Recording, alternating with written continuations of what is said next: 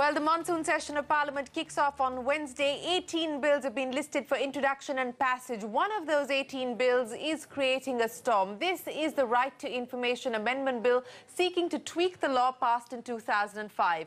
The government has not made any of the proposed amendments public. Activists claim that the centre has not held any consultations with stakeholders and fear that this, in fact, could be an attempt to dilute the RTI Act. Government sources have denied these charges. However, they continue to remain tight-lipped, saying that it will be a breach of privilege to comment on the proposed amendments as they are before Parliament. This leaves us with a key question. Why are these changes to the RTI Act shrouded in secrecy? Joining us today are the former Chief Information Commissioner Wajahat Habibullah, Dinesh Trivedi of the Trinamool Congress, Mohammad Khan of the Congress Party, Syed Zafar Islam of the BJP and Anjali Bhardwaj, co-convener of the People's Right to Information. Appreciate you joining us here on the program. Zafar Islam, I want to start by asking you. We now have the agenda that the government intends to take up in the session of Parliament, which starts on the 18th. If I look at what you say, item number 14, the Right to Information Amendment Bill 2018 to amend the Right to Information Act 2005, introduction, consideration and passing. That is all that you say, Zafar Islam. Isn't it ironic that when we talk about the Right to Information Act and its proposed amendments, there is absolutely no information on what the government intends to amend? Well, whatever government intend to amend, that will get discussed on the floor of the Parliament. And it will be, as you rightly mentioned in your introductory remarks, that it cannot be made public because it will breach of, it will be a breach. And this has to be first discussed on the floor of the Parliament, and then it will be certainly made public. But what is more important, Shereen, to realize that whatever amendment will take place, that's something which I cannot comment because that's a privilege of the parliamentarian to first discuss. But we have never curtailed the rights. Okay. Historically, we have never curtailed. But whatever misuse... I'll come to that in just a second. But let me pick up on the first point that you made, that this would in fact be a breach of parliamentary privilege. Why is it not a breach of parliamentary privilege when in the very same notice that the government has put out as part of the parliamentary proceedings, you give details of the kind of amendments that you propose to bring in as far as the GST law is concerned? Why is it, sir, that the government has chosen to ignore the Central Information Commission's directive, which dates back to the 7th of July 2010, which very categorically states that a credible mechanism be put in place for proactive, timely disclosure of draft legislation in the public domain, as is required under Section 4.1 of the RTI Act during the process of formalization and before finalization? Shereen, see, it is important for all of us to realize, and as I said earlier, that the government's intention, one has to realize, one has to understand. The government intention is not to dilute the rights. Government intention is only to ensure that the whatever the guideline is there, that should not be misused. If you see historically, the RTI Act has been misused by many people, and something which the government has taken cognizance, and I'm sure the amendments will only focus on ensuring that it is not misused by anybody. And this act has been misused by many. Okay, so that's very interesting, Zafar Islam. You're saying that the act or the proposed amendments will try and curb misuse. What constitutes its misuse? See, if you talk about, whenever you talk about RTI, there are a group of people, there are people who are actually using it as a means to harass people, as a means to Does the government have credible evidence to prove that the RTI Act has been used as an instrument to harass people? Is there evidence? Are there numbers that you have to prove your case on the basis of which you intend to bring in these proposed amendments? Because so far, we haven't really heard of the government taking this direction. What we've heard is that there were likely to be amendments when it comes to the proposed salaries and so on and so forth. But now you're saying that the government intends to plug the misuse, in your words, of the Right to Information Act. What I said, the government has never intended to curb the rights. Government has always intended to ensure that it has never been misused. Having said that, I also said that I don't know the content. And as you rightly mentioned in your opening remarks, that the content is not there and it will be only discussed on the floor of the Parliament. So I can't comment and can't speculate. But as a strategy, the government's strategy is always to ensure that no act is being misused. Well, sir, the government's intention is being questioned because there is no information that the government has put forward. But let me bring our other guests in. Anjali, you've been writing to the government, seeking information on these proposed amendments. So far, you've drawn a blank. Zafar Islam and the government's argument is that this will be discussed on the floor of Parliament. It would be a breach of privilege to discuss this beforehand.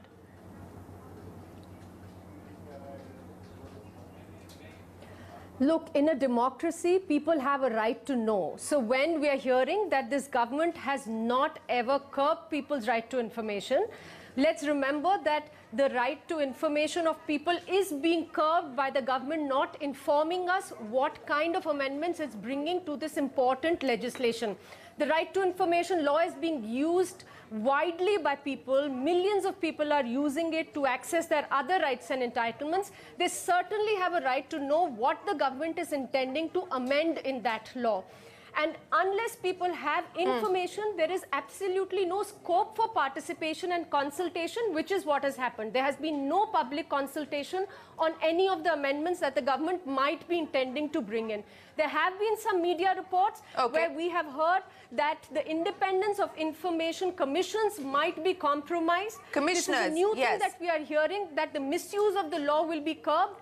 I want to state very clearly that till date, no government has been able to give us any evidence of misuse of the RTI law. The law simply provides an instrument for people to be able to access information, records that already exist with the government. It's no way that a law can be misused. It can only be used to access information that already exists.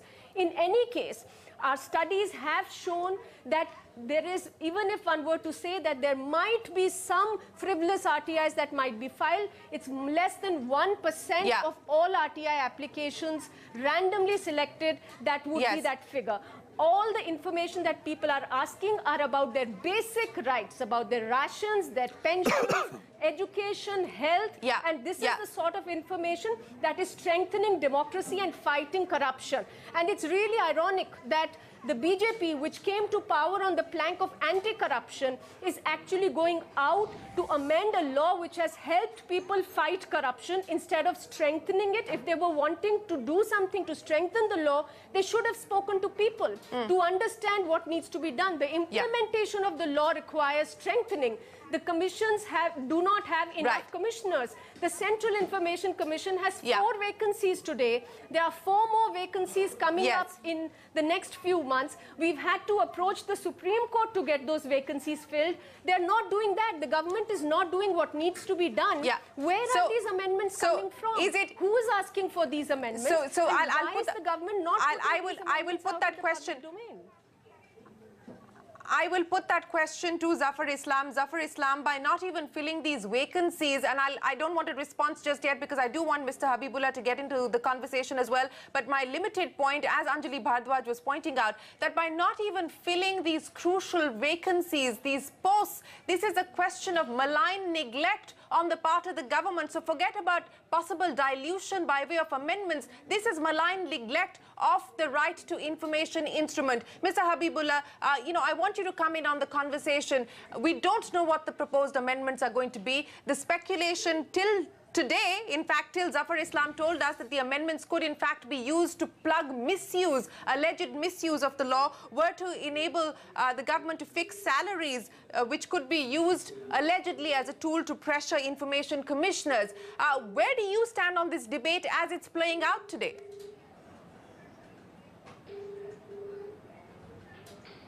Well, you see, we are all jumping to conclusions. The fact is, as Mr. Zafar Islam, I wish he'd actually studied what the amendments were before attempting to disclose what information he has disclosed. But also, I would request Anjali, the point is that why should we start by mistrusting government? The point is that so far as government is concerned, transparency and accountability are part of the manifesto of the party on the basis of which we elected. Not only that, the Prime Minister himself, in addressing the convention of 2000 2014 of the Information Commissions had in fact said that we must strengthen this law because it must act as a feedback to the government of all the deficiencies in different departments, and therefore each department should set up a mechanism whereby we learn from this law and can strengthen governance, which is part of his whole agenda for maximum governance, minimum government.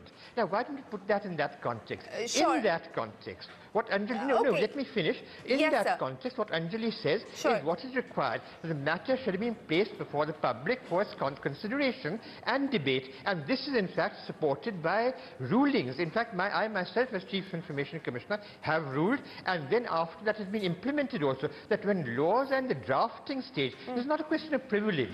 When law is in the drafting stage, it is certainly open to disclosure. It only becomes privileged information once it is approved by Cabinet and before it goes to Parliament. That is privileged. Otherwise, it's not privileged. Right. Right. So you are surprised with the fact that these amendments have not been made public, and I completely agree with you that we shouldn't jump to conclusions about what these proposed amendments intend to do. But since we have no information, the trust deficit arises there. So do you have any information, Mr. Habibullah, on what these proposed amendments are about? No, I have no such information, and as Anjali is saying, perhaps they may be about salaries, but even on that I have no information. I've discussed it with my colleagues in the Information Commission, and they also say that they've heard these rumours, but they have no information as to whether government actually proposes that. So on that basis, I would say, of course, it is right. It is right on the part of activists. That is part of the dynamics of the right to information. The activists must always question the government. That is correct. But I, having been in the government, having been in the Information Commission, would like to appeal, hold steady. Let us question the government, yes, but let us ask the government to disclose to us what exactly it is that they intend. Well, that is the question that we're trying to put to the government. Anjali, I think, has in fact written to the government since July. Yeah, Anjali, very quickly, you've been writing to the government. How often, how many times have you written to the government seeking information about the proposed amendments? We've written to the government, we've written to the Prime Minister seeking information. We filed RTI applications to the government to ask what the amendments are. And I completely agree with Mr. Habibullah that there is a pre-legislative consultation policy of the central government, which was passed in 2014, under which the government is supposed to put out information about proposed legislation, about proposed amendments to legislation for at least a period of 30 days and seek public consultation before the bill is sent to Cabinet and it becomes privileged information. So all of that process has been overridden.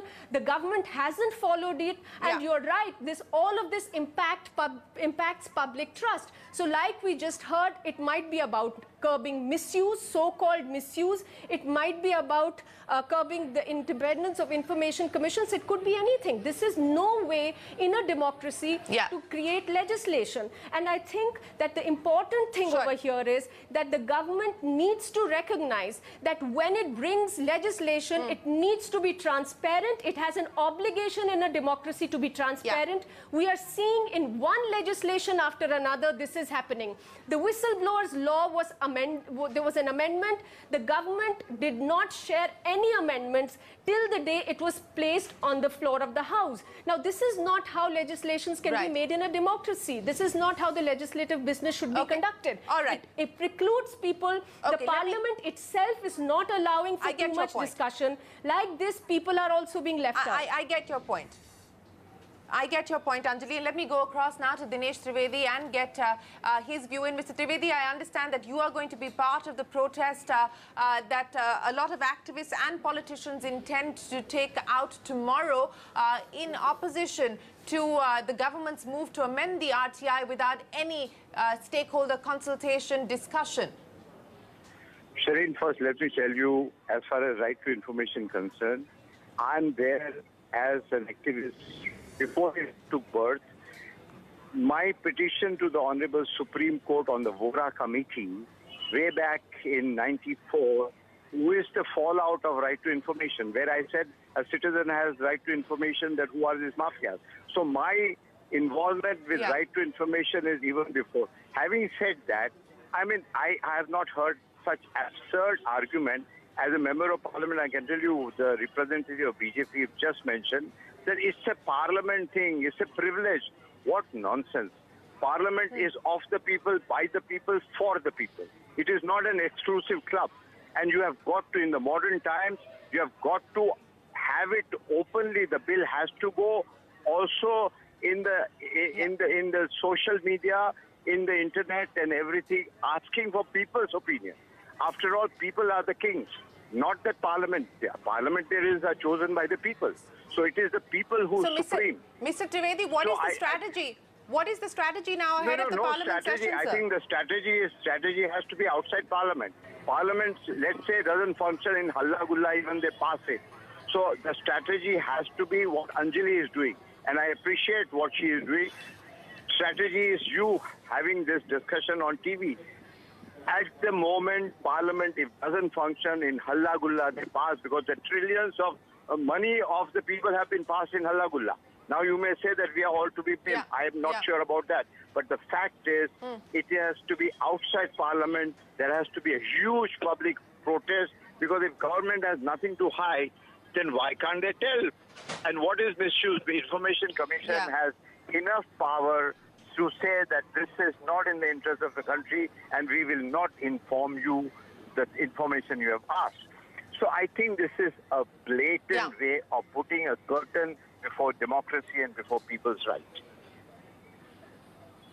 Okay, a blatant way of putting a curtain on democracy and people's rights. Mohammad Khan, what is the Congress party intending to do about this? Right. Shereen, first of all, we proudly hold the mantle of being the authors, along with people like Ms. Anjali Bhardwaj, Professor John Riz, and Mr. Nikhil Day, and Ms. Aruna Roy, of being the architects of this law. This is a law that we have championed, even at our own cost, and we continue to do so. The protests being held on Wednesday will very likely see a large attendance by Congress leaders as well. I want to take this opportunity to quickly summarize some of the very outstanding points made on this panel as well. First of all, as Ms. Bhardwaj as you pointed out at the very outset, in the list of business of 18 bills which you presented, out of that, the RTI amendment is the only one which carries no summary, which leads to the conclusion that the government is hesitant to disclose the details lest it face any criticism before it absolutely must, which again gives rise to grave doubts about their intentions. Number two, Anjali ma'am spoke about the pre-legislative consultative policy. That law has been that policy has been observed more in the breach than in the observance by this government ever since it came into force. The UPA 1 and 2, despite the absence of such a policy, made it a point to put all its drafts out in the public domain for scrutiny and for comments. You would receive feedback and improve your drafts accordingly. This government does not believe in that method of transparent governance. Number three, and finally, this, what Wajahat Habibullah Sahab said, that look, in this case, the RTI is an inconvenience to these people. Though he didn't say exactly this, I'm putting my own spin on it. The RTI is an inconvenience to these people. He didn't. These are people who He believe in didn't say maximum that. government and minimum governance. These are, yeah, he didn't. So that's why I clarified, yeah. So these are people he said who quite the want opposite, to actually. seize the narrative. And one of the ways you seize the narrative, yes, I'm actually, so that's why I'm diverting now. But as I'm saying, Shereen, these people want to control the narrative. And one of the ways you control the narrative is by controlling the information that goes out of government. Unfortunately, the government should realize they have no right to prevent the disclosure of this information. This information is held in trust by the people they serve, and the people have every right to this piece of information. Yeah. So the government doing this Right. is actually acting in defiance of the public good. Finally this, I would say this is a government, Shereen. 4 years, we've seen the pretenses are gone. This is a fascist government. This is a government the faith of the people is completely eroded in this government. So now it is resorting to these desperate tactics. It surprises no one. They will ultimately be defeated. Okay. But as of now, I'm glad they're exposing more and more of themselves as they go along. Okay, Zafar Islam, you know, all of our panelists have expressed concern about the fact that you have decided not to share this information which you ought to have for a vibrant democracy, and because you're also mandated to actually share this information, but you have chosen not to do so. If you have nothing to hide, why the secrecy? Well, Shereen, once it has been approved by the cabinet, it becomes a confidential document, and this cannot be, and this confidentiality cannot be breached. Okay, I think amply through the course of the program, each of our panelists has basically told you that that is not accurate information. What you're putting out. But away from that the government anyway this will get discussed on the floor of the parliament. By that logic, no law would be shared. All the political parties, whatever reservations. We still don't know what will get discussed. But The bill will be placed. And people will get to know what exactly is part of the bill, and it will definitely get discussed by the representative of all the political parties. In fact, Mr. Dinesh Trivedi is there.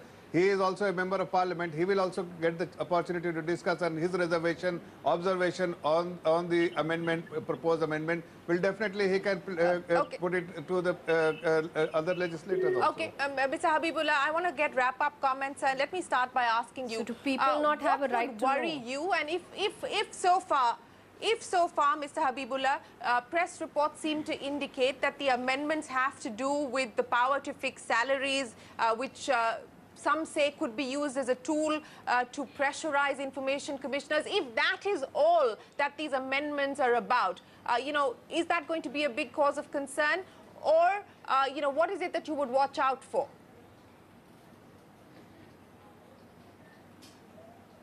Well, you see, if the government takes over the idea, if it doesn't have at present, the law lays down what the salaries are supposed to be. They're supposed to be of the level of the election commission and so on.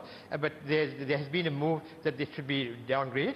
That would be interfering. Certainly, it would have repercussions on the functioning of the commission. But why do you want to go into that? The issue really is not that. The issue is, should there have been a proper disclosure? The point that was earlier made by, I think, Muhammad Mia, is that in the UPA it was being disclosed. No, it was not constantly being disclosed. As I mentioned, it was a ruling that came from the from the Central Information Commission, in consequence of which the earlier UPA government began to disclose it. Now, that ruling is still valid, and therefore the present government should carry it on also. And I would request Zafar Sahab, please study what the government is planning to do before seeking to defend it, because that is not the best way of defending the action of the government. But I would also urge, let us not start off by mistrust. And I agree, Anjali has made applications under RTI and not got an answer. Hopefully she will get an answer. But the point is that what should be demanded is, from the government, please let us know what you intend.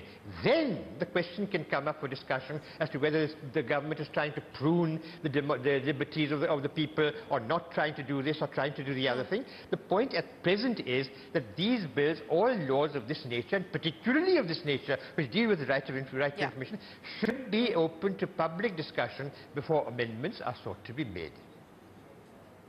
That is the issue. Okay. Anjali, what would you be most... thank you, Mr. Habibullah, for that. Anjali, what would you be most concerned about? Wrap-up comments very quickly, please.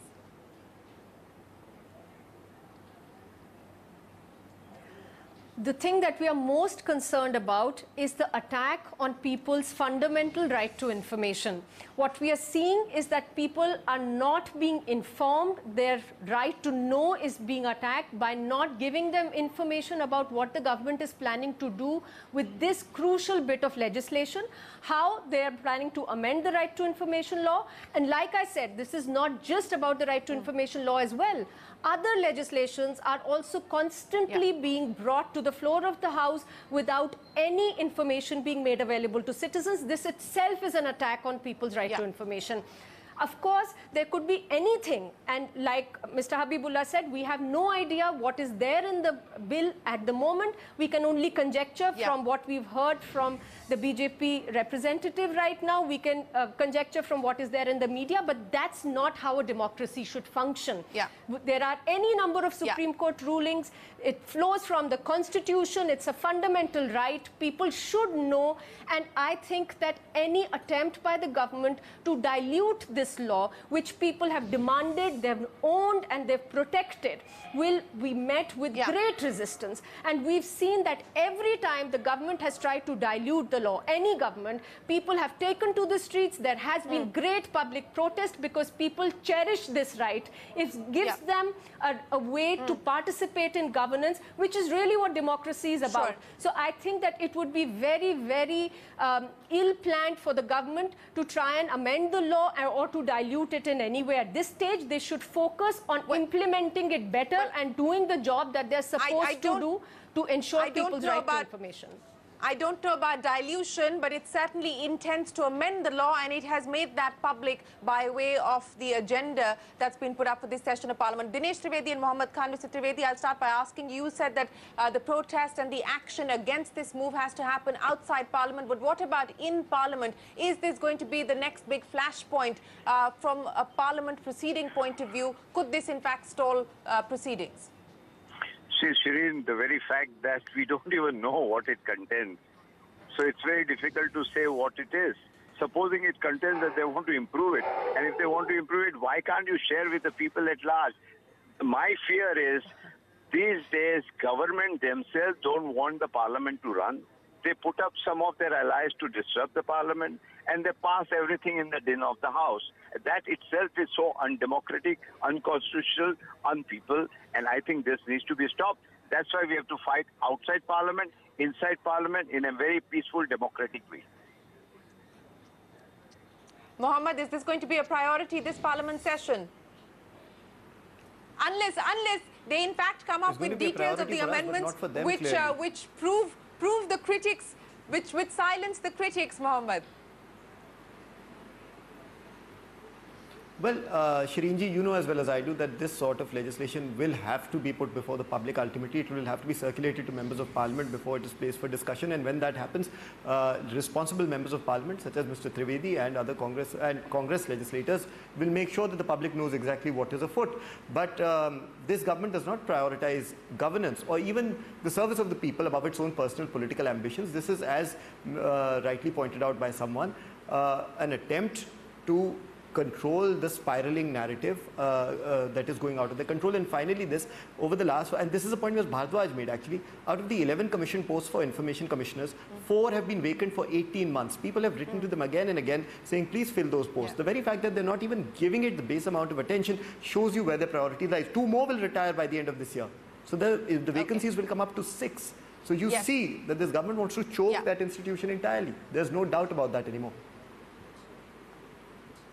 All right, gentlemen, you know, we are speculating about what those amendments could in fact do, because we have no information, not a single line from the government on what they intend to move in this session of Parliament by way of amendments to the Right to Information Act. Ironic, it certainly is. Zafar Islam, Wajad Habibullah, Mohammad Khan, Dinesh Trivedi and Anjali Bhardwaj, appreciate you joining us here on CNBC TV 18. We'll have you back when we have more details when Parliament resumes. It's time now for us to say goodbye to you on this particular program, but stay tuned. There's a lot more coming up.